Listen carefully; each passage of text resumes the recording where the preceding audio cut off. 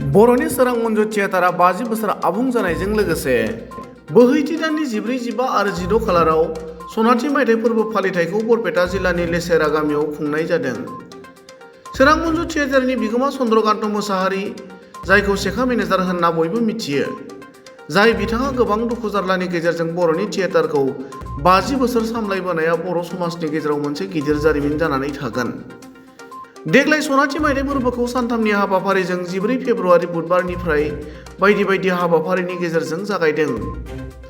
मख'जाथाव बाथ्रानि सोरां मन्जु थियेटारनि सनाथि मायथाइ फोरबो फालिनाय हाबाफारियाव बर'नि गोबां आफाद गौथुमनि दैदेनगिरि, समाज सिबियारि आरो गोबां रायजो राजाफोरा बाहागो लानायखौ नुनो मोन्दों।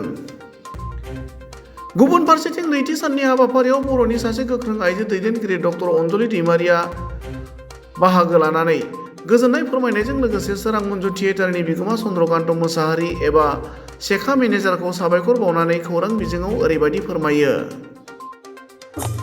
बे जोबोद गोग्गाथाव मोनसे सम, माने जोंथ' दा बेखौ साननोनो हाया। आं गिबियावनो बिगोमा आदाखौ, चन्द्रकान्त आदाखौहाय आङो गोजोननाय बावो, गाहाम हामलायनाय बावो 50 बोसोर कमप्लिसन फुरा खालामनायनि थाखाय। जों गोग्गानाय मोनो जे बर'नि थियेटार मोनसे एसेबां माने आपस एन्ड डाउन्स बर' हारिनि सम थांनाय समफ्रा, बेबादि समाव बिथाङा बेबायदि थियेटार मोनसेखौहाय 50 बोसोर फोथांनानै लाखिनाया बे गोरलै खोथा नङा। आरो जों आसा खालामो बे 50जों लोगोसे आरो 50 बोसोर ज' नांबावगोन।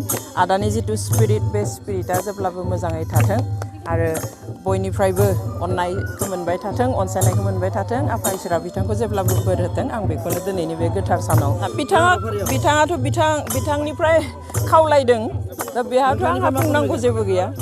बिथाङा खावलायदों, बिथांमोनहा फैनांगौ आरो बेयाव आंहा बुंनांगौ जेबो गैया। बिथांमोनखौ मान होनानै खावलायदों। बिथांमोनाबो एटलिस्ट बे प्राउड ममेन्टआवहाय नुजाफैनानै बिथांखौहाय एटलिस्ट माने गाहाम अनसायनाय बावफैयोब्ला मोजां। जेरैहाय थांनाय 50 बोसोरखौ अनसायबाय, बेबादिनो उननि समफ्रावबो रायजो राजाफ्रा बयबो अनसायनांगौ होननानै आं खावलायो। थांनाय बोसोरनिख्रुइबो बांसिन गाजा गोमजाहै जाहाथे अनसायो, बजबनानै लाफिनो, आं बेनि थाखाय रायजो राजानिसिम खावलायो। दा बेथ' आं बेनिखायनो बुंदों, माने सोमोनांथाव बाथ्रा।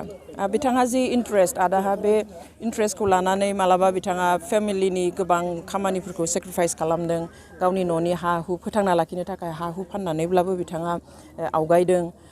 बिथाङा बर' हारिमुखौ लाखिनो थाखाय गाव पार्सनेलि आरो बिथांनि न'खरनि बयबो जाबायदि सेक्रिफाइस खालामदों बेखौ गासिबो खालामनो हाया।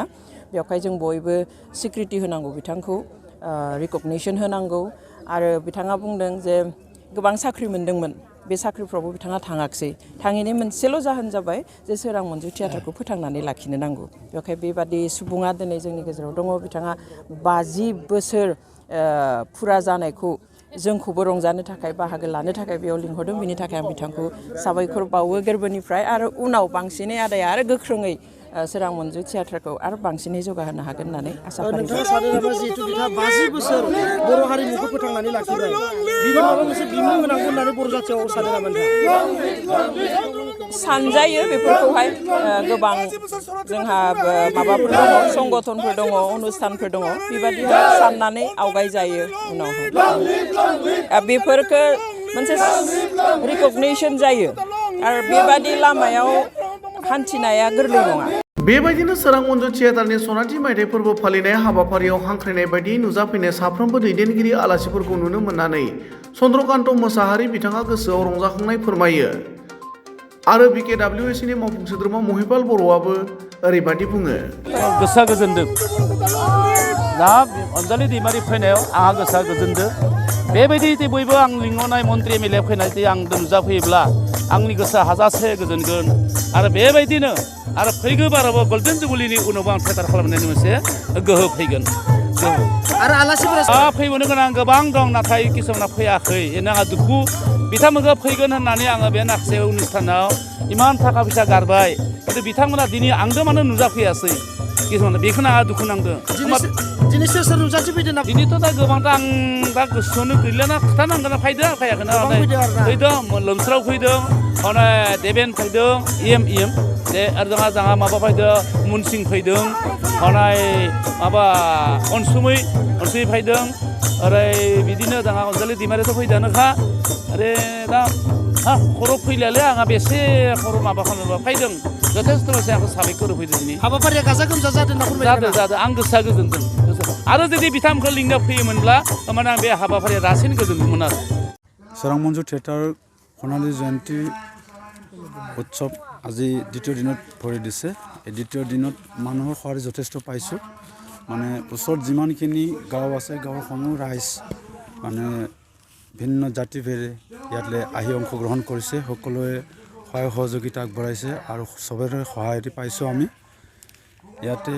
আমাৰ আজি এই দিনটোত বিভিন্ন কাৰ্যসূচী হৈ গৈছে আমাৰ ছবি অঁকা প্ৰতিযোগিতা চাফাই কাৰ্যসূচী আৰু বাথৌ স্তুতি ভিন্ন ৰাতিপুৱাৰ দিশত কাম আৰম্ভ হৈ গৈছে আৰু এতিয়া 2টা বজাৰ পৰা আমাৰ এটা মুকলি সভা আলোচনী চক্ৰৰ নিচিনা বা আলোচনা সভাৰ নিচিনা হৈ আছে ইয়াতে বজফ বড়ো উইমেন জাষ্টিছ ফৰামৰ মুখ্য সভানেত্ৰী মাননীয়া বাইদেউ শ্ৰীযুতা অঞ্জলি দৈমাৰী আহিছে আৰু এক্স এম এল এ BTCৰ এক্স এম এল এ থানেশ্বৰ বসুমতাৰী তেখেতে আমাৰ আজিৰ সভা মুকলি কৰিছে আৰু লমশ্ৰাও দৈমাৰী মাখন বসুমতাৰী আৰু বিভিন্ন আলহী ইয়াতে আহিছে গোট খাইছে আজিৰ দিনটোত ভালেখিনি তেখেতসকলে আমাক মানে উৎসাহ যোগাইছে